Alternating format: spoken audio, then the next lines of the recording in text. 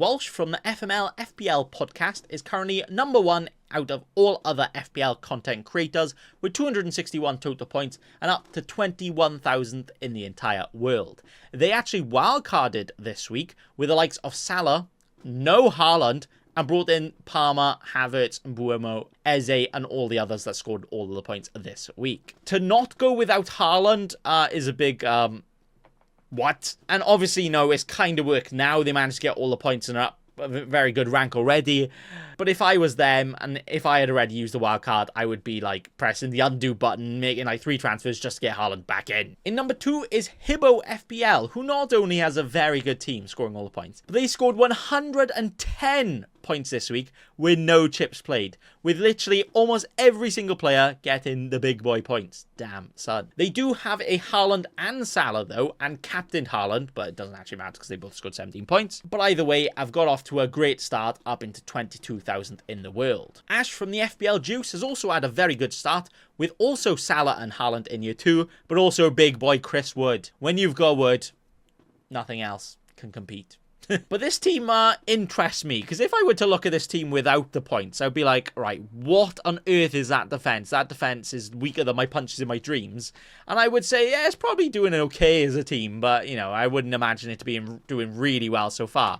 But somehow, even with that defense, with Bruno Fernandes in here, with Morgan Rogers, who's yet to score points, still within Nkunku, 39,000 in the world. What black magic is that? Again, if you've got Chris Wood, that's all you need. In 4th is FBLTips, who also wildcarded this week, bringing in Salah and Haaland, but also Palmer as well. So 3 big boy premiums in there. So already you can see, if you've got Salah and Haaland, that's literally the recipe for all of the points. And in 5th, it's Ben from FPL Graduates, who of course has Salah and Haaland, but he's also got players scoring the points like Isak, and that's literally the only other player that scored decent points in his team. What? How are teams like this in the top 100k and literally being carried by Salah and Haaland? Oh wait, that's that.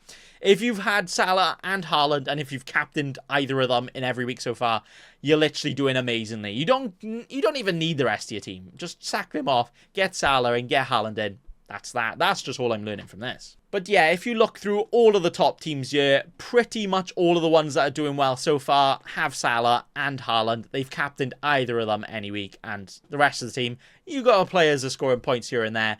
But for the majority of it, if you've got them two, that's all you need.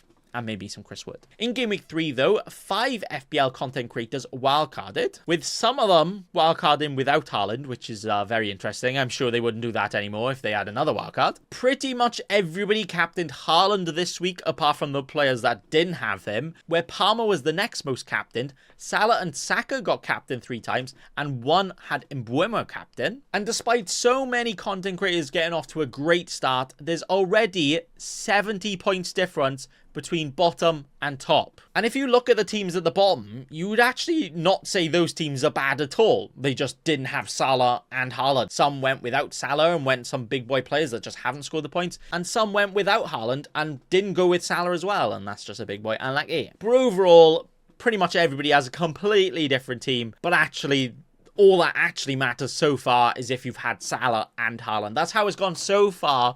And you might not need both of them moving forward, although it looks very good. But for the most part, that's just FPL summed up so far this season. So yeah, that's that. Thanks for watching. And also remember, don't be a cheeky scrub. Subscribe to Nathan Bacon right now.